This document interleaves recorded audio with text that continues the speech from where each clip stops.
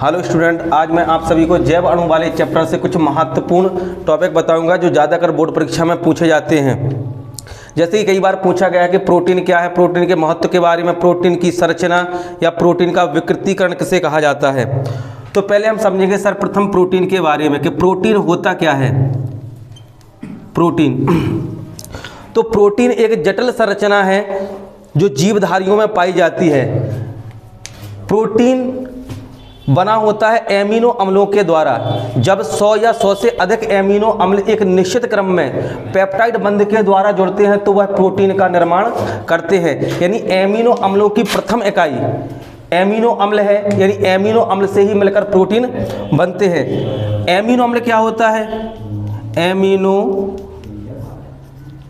अम्ल पहले हम सर्वप्रथम समझेंगे एमिनो अम्लों के बारे में। जब कार्बन की श्रृंखला या कार्बन की चेन से एक या एक से ज़्यादा NH2 समूह या एक से ज़्यादा COOH समूह जुड़े होते हैं तो फिर बना यौगिक एमिनो अम्ल कहलाता है। एक NH2 जुड़ जाए या एक से ज़्यादा NH2, एक COOH समूह जुड़ जाए या एक से अधिक COOH समूह, तो फिर जो यौगिक बनता है उसे कहा जाता है एमिनो अम्ल। जैसे हम दूसरा एमिनो अम्ल बनाएंगे तो कार्बन से हमने एक NH2 और एक और NH2, दो NH2 जोड़ दिया और एक COOH समूह लगा दिया, तब भी इसे हम क्या कहेंगे? एमिनो अम्ल। या हमने इससे दो COOH समूह लगा दिए और दो NH2 समूह लगा दिए, तब भी इसे हम कहेंगे एमिनो अम्ल। तो वे यौगिक जिनमें एक या एक से ज़्यादा NH2 समूह, एक या एक से अधिक COOH समूह उपस्थित होते हैं एमिनो अम्ल कहलाते हैं। तो सर्वप्रथम हमने एमिनो अम्लों के बारे में समझ लिया होगा कि एमिनो अम्ल क्या होते हैं। जब यही एमिनो अम्ल पेप्टाइड बंध के द्वारा एक दूसरे के साथ जुड़ते हैं, जब 100 से ज़्यादा एमिनो अम्ल आपस में जुड़ जाते हैं तो फिर वो बनाते हैं प्रोटीन। इसीलिए प्रोटीन को कहा जाता है कि प्रोटीन एक जटिल संरचना है। इसके बाद हम एमिनो अम्लों से जो पेप्टाइड बंध का निर्माण होता है उसे देखेंगे। कार्बन बनाता है 4 बॉन्ड। इस कार्बन के एक और एक, 2 बॉन्ड बन चुके, कितने बचे? 2। तो यहाँ पर 2 लगा दिए जाते हैं हाइड्रोजन, ठीक है।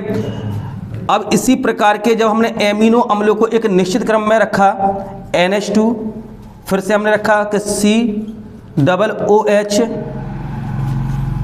एक सेकेंड, NH2, CH2, COOH, दूसरा रखा हमने NH2, CH2, COOH, तीसरा एमिनो अम्ल NH2, CH2, COOH।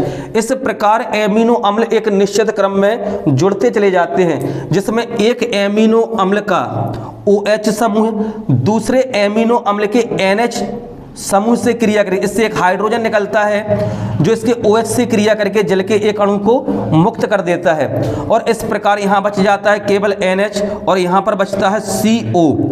और इस प्रकार इन दोनों के बीच में जो बॉन्ड बनता है उसे कहा जाता है पेप्टाइड बंध। यानी CO और NH के बीच बना बंध पेप्टाइड बंध कहलाता है। एक एमिनो अम्ल के COOH का OH समूह दूसरे एमिनो अम्ल का H आपस में क्रिया करके जल के एक अणु को मुक्त कर देता है और इन दोनों के बीच में CONH बंध बनता है जिसे पेप्टाइड बंध कहते हैं। जैसे इस एमिनो अम्ल के NH से एक H और इस एमिनो अम्ल के COOH से एक OH निकल जाता है, जल का एक अणु मुक्त हो जाता है और यहाँ पर बनता है CONH जिसे कहा जाता है पेप्टाइड बंध।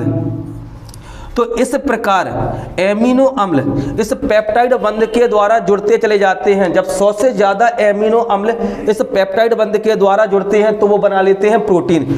इसलिए प्रोटीन एक जटिल संरचना है। प्रोटीन जब क्रम में एमिनो अम्ल जब क्रम में जुड़ते हैं तो प्रोटीन की संरचना का निर्माण होता है। क्वेश्चन आता है कि प्रोटीन की संरचना किसे कहा जाता है, इसकी संरचना होती क्या है? तो एमिनो अम्लों का एक निश्चित क्रम में व्यवस्थित होना, वो भी पेप्टाइड बंध के द्वारा। जब एमिनो अम्ल एक निश्चित क्रम में पेप्टाइड बंध के द्वारा जुड़ते हैं तो एक संरचना का निर्माण होता है जिसे कहा जाता है प्रोटीन की प्राथमिक संरचना। इसके बाद जो प्रोटीन की जो संरचनाएं हैं प्रोटीन की 4 प्रकार की संरचनाओं का निर्माण होता है। प्रोटीन की प्राथमिक संरचना, द्वितीयक संरचना, तृतीयक संरचना और चतुष्क संरचना। ठीक है, जो प्रोटीन की जो संरचना है वो 4 प्रकार की होती है। प्राथमिक संरचना, द्वितीयक संरचना और तृतीयक संरचना और चतुष्क संरचना। इन चारों संरचनाओं के बारे में थोड़ा हम अच्छे से जानकारी लेंगे पहले। तो जो प्रोटीन की जो प्राथमिक संरचना है, हमने कहा था प्रोटीन पूरा का पूरा एमिनो अम्लों से बना है और जितने भी एमिनो अम्ल जुड़ते हैं वो सब जुड़ते हैं पेप्टाइड बंध के द्वारा। तो हमने फिर से एमिनो अम्ल बनाया, इससे हमने लगा दिया एक NH2 समूह और एक लगा दिया COOH समूह। चाहे ऐसा लिख दो या लिख दो कि NH2 समूह और COOH समूह, आगे पीछे उससे कोई दिक्कत नहीं है। ठीक है, तो जब इसका OH निकल जाता है तो इतना बचा रह जाता है और इसका H निकलता है तो केवल इतना बचता है। कार्बन 4 बॉन्ड बनाता है, इसके 2 बन चुके, कितने बचे? 2। तो ये मान लिया कि हमने एमिनो अम्ल है जो एक निश्चित क्रम में व्यवस्थित होगा, जुड़ेगा, जल का अणु मुक्त करता जाएगा। तो एमिनो अम्ल को पहले हम बनाते हैं इसकी प्राथमिक संरचना के। प्राथमिक संरचना क्या है? प्राथमिक संरचना, प्राइमरी स्ट्रक्चर NHCH2CO। ठीक है, इसे हम एक क्रम में जोड़ेंगे और इसकी जो प्राथमिक संरचना का क्रम बनाएंगे वो इस प्रकार होगा।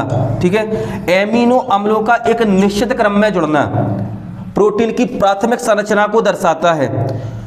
तो जो यहाँ पर बॉन्ड बना, इस प्रकार की एक संरचना बनाएंगे हम।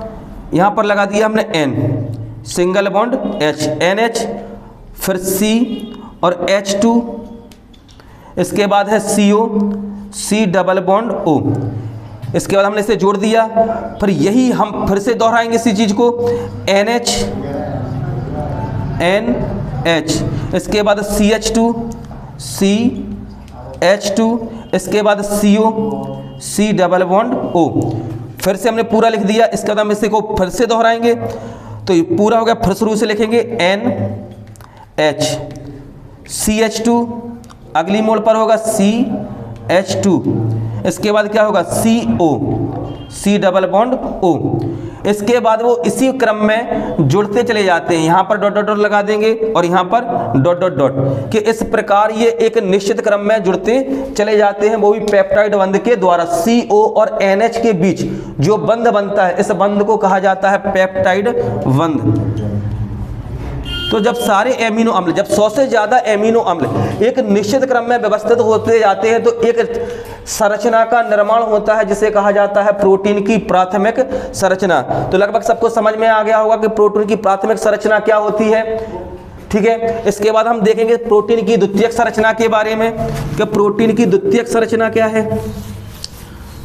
तो द्वितीयक संरचना, जो प्रोटीन की द्वितीयक संरचना है, इसका संरचना का तात्पर्य उस संरचना से है जिसमें प्रोटीन जो एमिनो अम्ल से बना है, एमिनो अम्ल की जो आकृति बनती है वो एक घुमी हुई होती है दक्षिणावर्ती पैच के समान। जैसे दक्षिणावर्ती पैच में जो कुंडलाकार पॉलीपेप्टाइड श्रृंखलाएं बनती हैं, इसी प्रकार एमिनो अम्ल एक क्रम में, मुड़े हुए क्रम में व्यवस्थित होते हैं। तो फिर जब मुड़ जाते हैं तो संरचना कहलाने लगती है द्वितीयक संरचना। और द्वितीयक संरचना 2 प्रकार की होती है, अल्फा हेलिक्स संरचना और दूसरी होती है बीटा प्लीटेड शीट संरचना। ठीक है, द्वितीयक संरचना 2 प्रकार की होती है, अल्फा हेलिक्स संरचना और बीटा प्लीटेड शीट संरचना।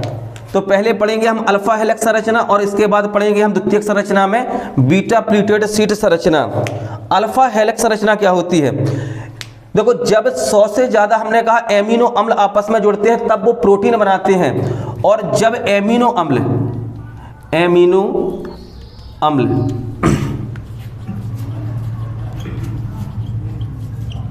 जब 100 एमिनो अम्ल आपस में जुड़ते हैं तब बनती है पॉलीपेप्टाइड श्रृंखला। पॉलीपेप्टाइड श्रृंखला। ठीक है, तो जब 100 एमिनो अम्ल आपस में जुड़ जाते हैं तब बन जाती है पॉलीपेप्टाइड श्रृंखला और इस प्रकार एमिनो अम्ल जुड़ के बना लेते हैं प्रोटीन। तो जैसे हमने कह दिया कि मान लो 100 या 150 या 200 एमिनो अम्ल आपस में जुड़े तो उसमें लगभग 2 पॉलीपेप्टाइड श्रृंखलाएं बनेगी। अगर हमने कह दिया कि 150 एमिनो अम्ल आपस में जुड़े तब भी प्रोटीन बनेगा, लेकिन उसमें पॉलीपेप्टाइड श्रृंखला कितनी होगी? 1। तो जब 100 एमिनो अम्लों का एक ग्रुप बन जाता है, एक क्रम बन जाता है, तो इसे कह देते हैं हम पॉलीपेप्टाइड श्रृंखला। तो जो द्वितीयक संरचना होती है प्रोटीन की, जो जिसमें जो कहते हैं हम कि अल्फा हेलिक्स संरचना, अल्फा हेलिक्स संरचना में जो पॉलीपेप्टाइड श्रृंखला है जिसमें 100 एमिनो अम्ल हैं, ये पॉलीपेप्टाइड श्रृंखला एक दक्षिणावर्ती पैच के समान मुड़ी होती है। तो हम इसकी एक दक्षिणावर्ती पैच के समान मुड़ी हुई इस प्रकार की एक श्रृंखला बना लेंगे, ठीक है। दक्षिणावर्ती पैच के समान मुड़ी एक पॉलीपेप्टाइड श्रृंखला। ज़्यादा क्लियर तो नहीं बनेगा, लेकिन इतना लगभग हम इसे समझने के लिए इस प्रकार बना लेंगे, ठीक है। तो अल्फा हेलिक्स संरचना में लिखेंगे कि प्रोटीन की अल्फा हेलिक्स संरचना वह संरचना होती है जिसमें पॉलीपेप्टाइड श्रृंखलाएं एक दक्षिणावर्ती पैच के समान मुड़ी होती हैं। इसकी प्रत्येक मोड़ पर स्थित CO समूह है, C double bond O, CO समूह अगली मोड़ पर स्थित, इस मोड़ को छोड़कर अगली मोड़ पर, CO समूह अगली मोड़ पर स्थित NH समूह के साथ हाइड्रोजन बंध का निर्माण करता है। इसके बाद यदि मान लो हमने कहा इस पर CO समूह होगा तो अगली मोड़ पर, पहली मोड़ को छोड़कर अगली मोड़ पर स्थित NH समूह के साथ हाइड्रोजन बंध का निर्माण करता है। यदि मान लिया हमने CO समूह इस पर भी है तो ये इस मोड़ को छोड़कर अगली मोड़ पर स्थित NH समूह के साथ हाइड्रोजन बंध का निर्माण करता है। इस प्रकार प्रोटीन की संरचना बन जाती है। तो पॉलीपेप्टाइड श्रृंखलाएं एक दक्षिणावर्ती पैच के समान मुड़ी होती हैं। इसमें प्रत्येक मोड़ पर स्थित CO समूह अगली मोड़ पर स्थित NH समूह के साथ हाइड्रोजन बंध बनाता है तथा इसे 3-6 सफिक्स 13 हेलिक्स संरचना भी कहा जाता है। जो प्रोटीन की अल्फा हेलिक्स संरचना है, इस संरचना को 3-6 सफिक्स 13 हेलिक्स संरचना भी कहते हैं, क्योंकि प्रत्येक मोड़ पर 3 से लेकर 6 तक एमिनो अम्ल उपस्थित होते हैं। जो 3-6 लिखा, इसका मतलब है कि प्रत्येक मोड़ पर जो एक मोड़ बनती है, इस एक मोड़ पर 3 से लेकर 6 तक एमिनो अम्ल उपस्थित होते हैं जो 13 सदस्यीय वलय बनाते हैं, ठीक है। 13 सदस्य का वलय बना लेते हैं। वलय मतलब जो रिंग, एक बार ये मुड़ता है, एक बार ऐसे मुड़ता है, तो जब वो एक बार मुड़ता है तो एक वलय बन जाता है, एक रिंग बन जाती है जिसमें कम से कम 13 सदस्य उपस्थित होते हैं एमिनो अम्ल के। तो 3 से लेकर एक बार यहाँ तक 3 से लेकर 6 तक एमिनो अम्ल होंगे और यहाँ से यहाँ तक एक पूरा वलय बन जाता है जिसमें लेकर कम से कम 13 सदस्य उपस्थित होते हैं। इसलिए इसे कहा जाता है 3-13 हेलिक्स संरचना, ठीक है। इस प्रकार की जो संरचना होती है प्रोटीन की, ये पाई जाती है बालों वाले प्रोटीन की। जो बालों की हमारी प्रोटीन होती है उस बालों की प्रोटीन बनाती है अल्फा हेलिक्स संरचना। तो लगभग सबको समझ में आ गया होगा कि अल्फा हेलिक्स संरचना किसे कहा जाता है। जो हमारा प्रोटीन बना है वो एमिनो अम्लों से बना है और एमिनो अम्ल जब 100 जोड़ते हैं तो बनाते हैं पॉलीपेप्टाइड श्रृंखला। तो प्रोटीन में होती है पॉलीपेप्टाइड श्रृंखलाएं, और यदि यह पॉलीपेप्टाइड श्रृंखलाएं एक दक्षिणावर्ती पैच के समान मुड़ी होती हैं और इसकी एक मोड़ पर स्थित CO समूह अगली मोड़ पर स्थित NH समूह के साथ हाइड्रोजन बंध बना लेता है, इसे 3-6 सफिक्स 13 हेलिक्स संरचना भी कहा जाता है, क्योंकि इसकी एक मोड़ में 3 से लेकर 6 तक एमिनो अम्ल उपस्थित होते हैं जो 13 सदस्यीय वलय बना लेते हैं, ठीक है। तो इस संरचना को हम कहते हैं अल्फा हेलिक्स संरचना, और यह संरचना पाई जाती है बालों वाली प्रोटीन की। इसके बाद हम आते हैं कि द्वितीयक संरचना में जो हमारी बीटा प्लीटेड शीट संरचना होती है, यह संरचना किस प्रकार की होती है। तो अब हम बनाएंगे बीटा प्लीटेड शीट संरचना। तो जो बीटा प्लीटेड शीट संरचना होती है, इसमें जो एमिनो अम्ल हैं वो एक दूसरे के पार्श्व में यानी साइड में उपस्थित होते हैं। जैसे कि अभी हमने एमिनो अम्ल का और प्रोटीन की संरचना बनाई थी एमिनो अम्लों से, इस प्रकार जो इसी प्रकार की जो संरचना है, इसी प्रकार की हम संरचना फिर से बनाएंगे जो एक दूसरे के पार्श्व में उपस्थित होगी। मान लिया हमने 2 प्रकार की ये संरचनाएं बना दी जो एक दूसरे के कहाँ हैं, पार्श्व में, बगल में, साइड में। चाहे 2 बना दो, चाहे तुम 3 बना दो।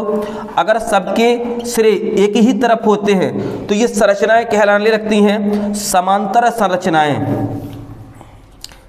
जैसे कि हमने ये संरचना बनाई,